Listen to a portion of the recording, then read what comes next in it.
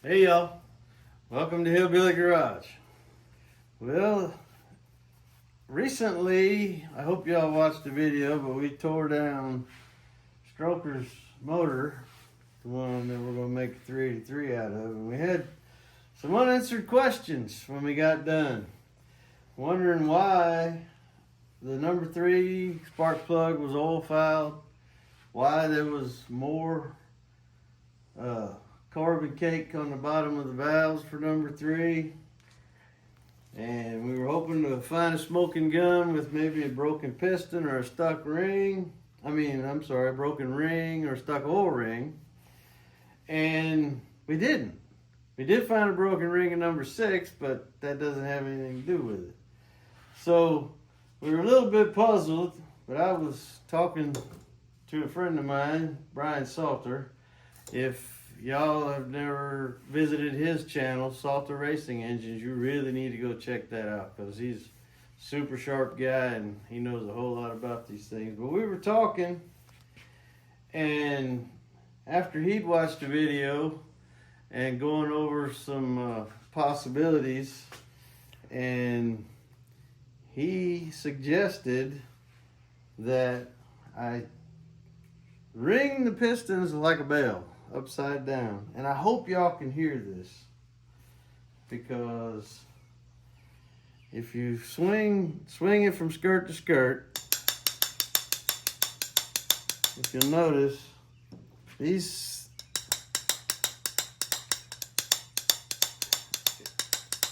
I hope you can tell the difference.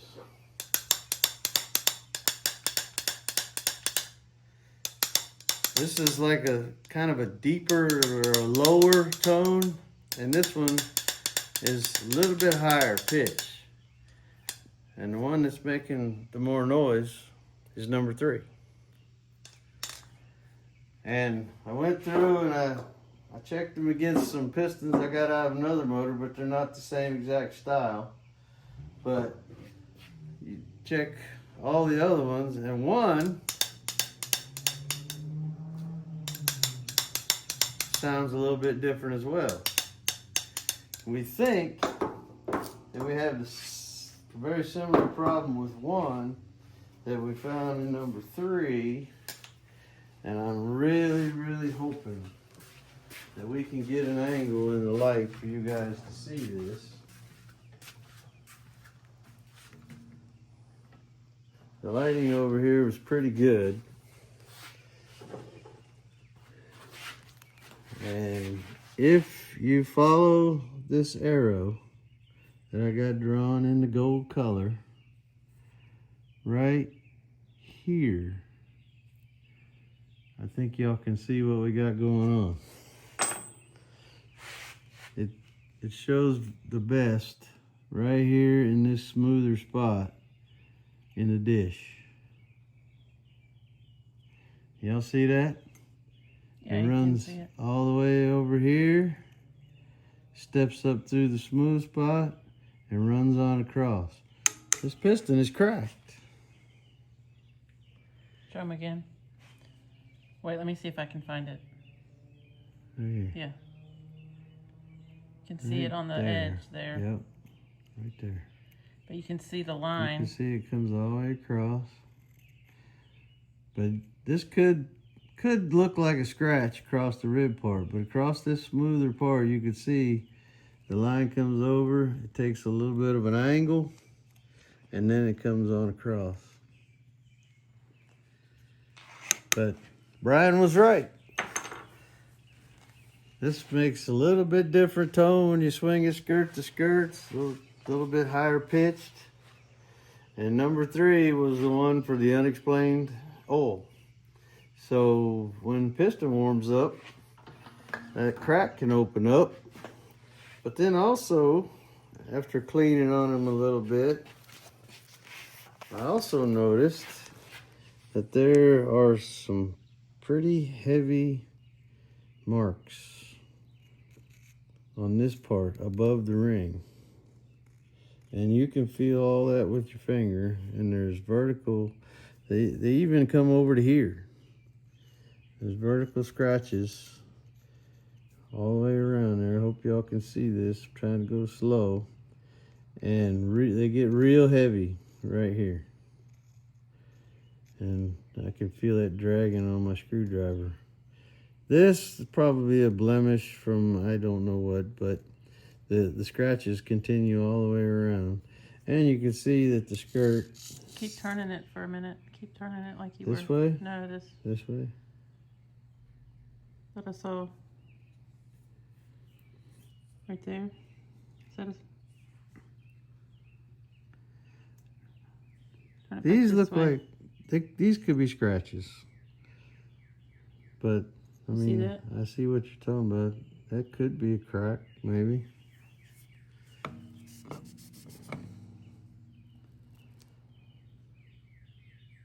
Yeah, you can see it looking right here. Yeah. Well, I think that's a scratch. Because I can feel it with my fingernail.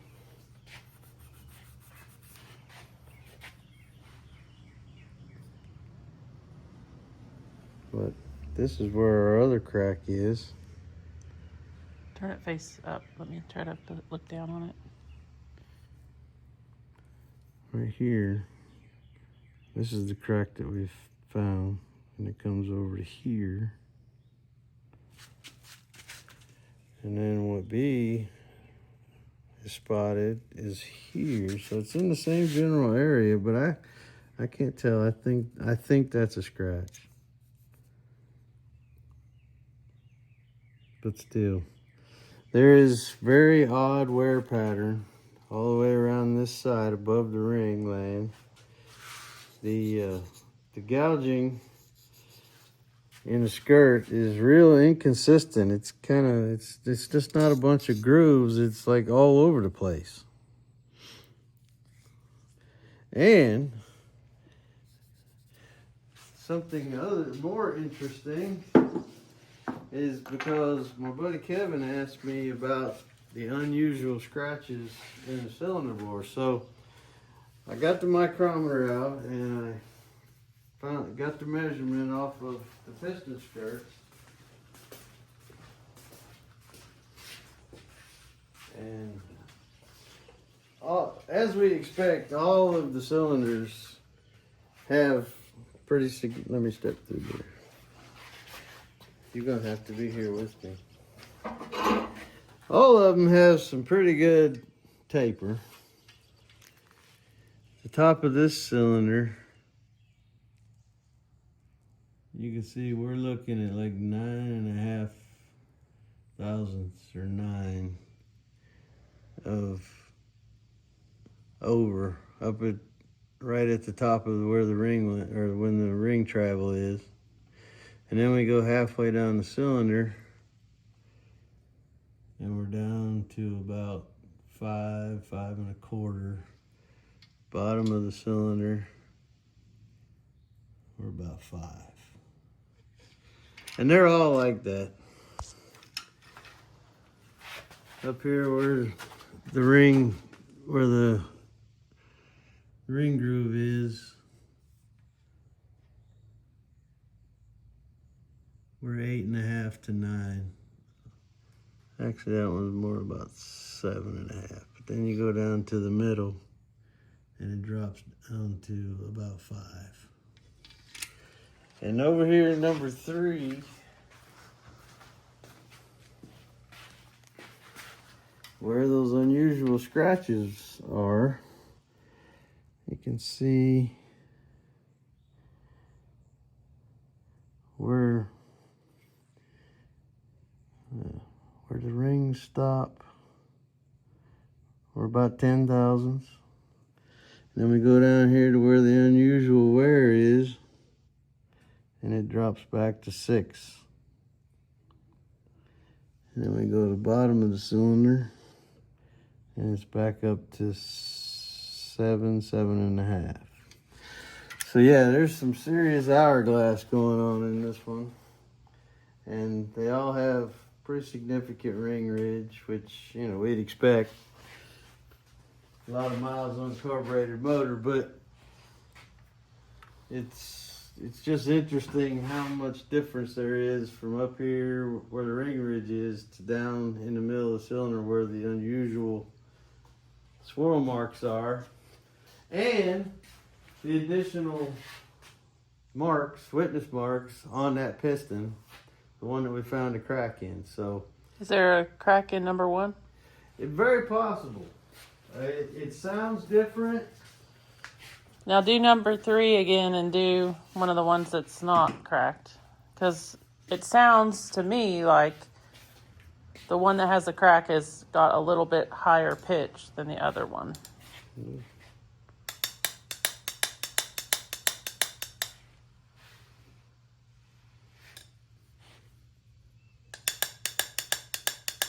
Do that one again.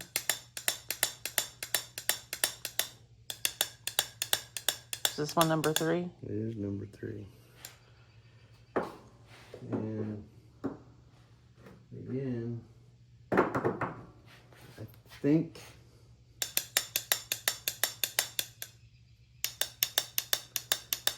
this one doesn't sound as pitchy as that one, but it does. I don't know if y'all can hear that or not, but it sounds slightly different.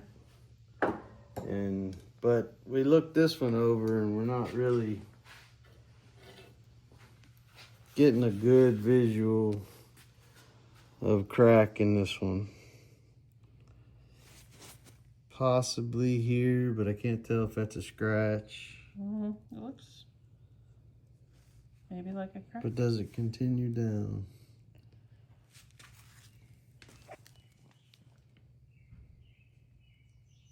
Yes. See? Yep, I do see it. So yes, but this one doesn't seem to continue across the top of the piston dish. But yes, there is a line out here and one that steps down into the dish, which would make sense because this one sounds a little different than the other ones as well. Where's your pointer? Here, wait. Let me do it.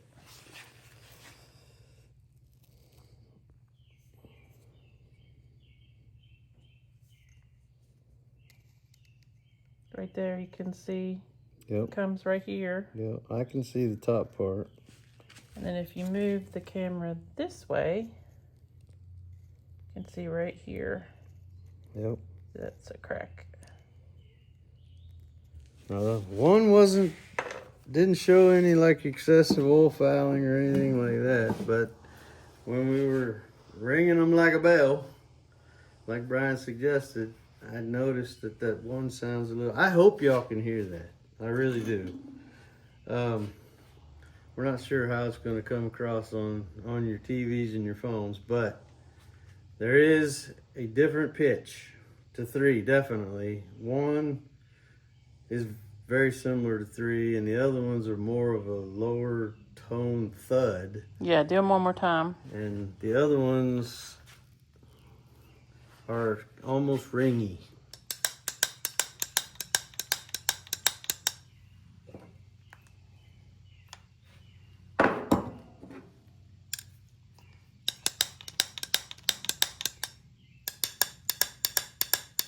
This one's higher. It's higher, yes. So is this 3? That is 3. Yep. To me, it sounds like 3 is a little bit higher pitch than And the other one. One is closer to 3, but it's kind of in the middle between 5 and 3. But still, it's got more of a ringy type, higher pitch. And I did not know. I mean, they're numbered on the bottom, but I didn't know which one he had in his hand. Yeah. So that is another check that we need to make sure we definitely do whenever we're checking out motors, especially if you find unusual things like we did, excessive oil burning. Because if y'all remember, there was an oil trail that was coming out from behind the exhaust manifold down the side of the block. So it was pretty significant. So what would happen if you keep running the engine with that cracked piston? It eventually it could completely break and destroy your cylinder, but there's no way you're really gonna know unless you know, you're inspecting things or you're changing your spark plugs and you find that one to be excessively fouled, and you Think know, it's just wear on an old engine? just probably heat involved somehow or another. Would be my guess. I mean, there's no way we can actually tell. It could be, and there's no way to know exactly how long this thing was running like that. You know, that is a lot of oil, but it's going down behind the exhaust manifold, so it's not like something you're going to see every time you open the hood or anything like that. But definitely during teardowns, we got to start, you know, really watching for things like that. But thank you, Brian, for helping us, because I don't like the unsolved puzzles. I like to tear them down, figure out what's going on. And this is a new tool for all of us to, you know, start watch for. We're lucky we were able to see the crack.